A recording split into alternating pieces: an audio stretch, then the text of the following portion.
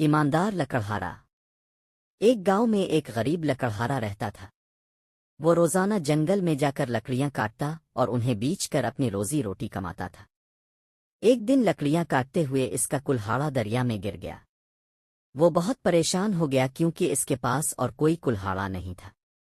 لکڑہارا دریا کے کنارے بیٹھ کر رونے لگا۔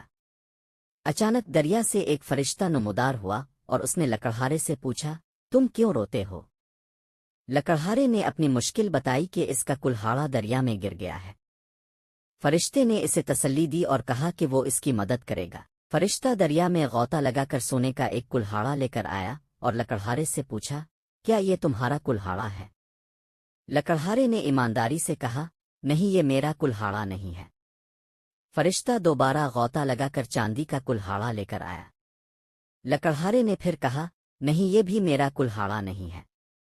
آخر میں فرشتے نے لکڑہارے کا اپنا لوہے کا کلہاڑا نکالا۔ لکڑہارا خوش ہو کر بولا، ہاں، یہ میرا کلہاڑا ہے۔ فرشتہ لکڑہارے کی ایمانداری سے خوش ہو کر تینوں کلہاڑے اسے دے دیے۔ سبق: ایمانداری ہمیشہ انعام پاتی ہے۔